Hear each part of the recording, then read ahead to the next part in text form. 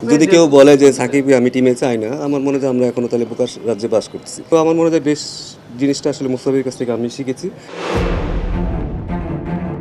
এই মোস্তাফিজ একটা সেলুট পেতেই পারে।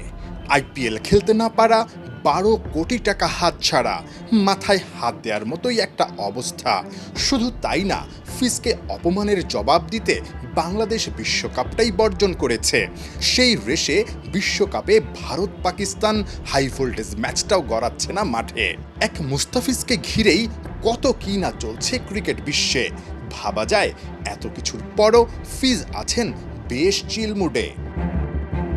হ্যাঁ, কোশ্চেনটা আমি নিজেই মুস্তাফিজকে জিজ্ঞেস করছিলাম যে আসলে তুমি কি ফিল করতেছো।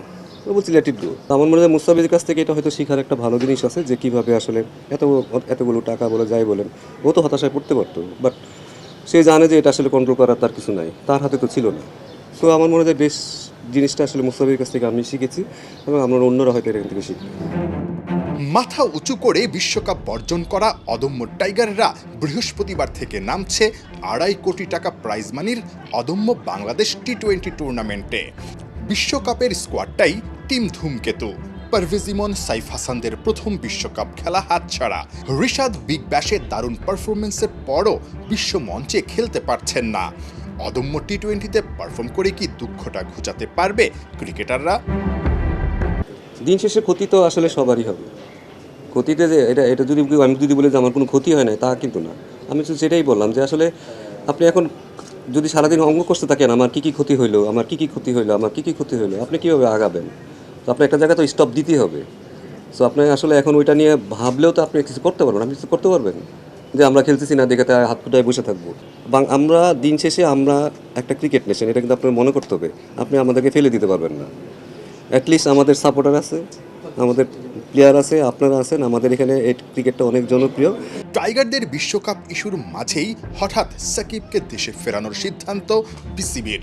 সাকিবের সবচেয়ে কাছের কোচ মোহাম্মদ সালাউদ্দিন। শিষ্যের ফেরার খবর গুরু কিভাবে দেখছেন?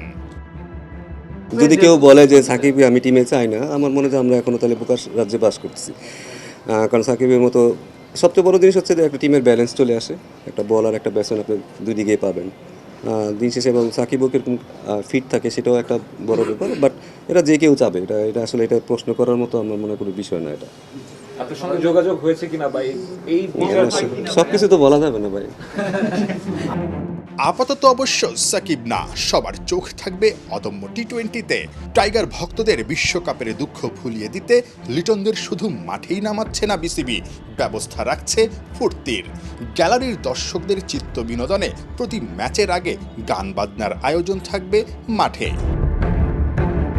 নাহিয়ান বিন জসিম, ৭১।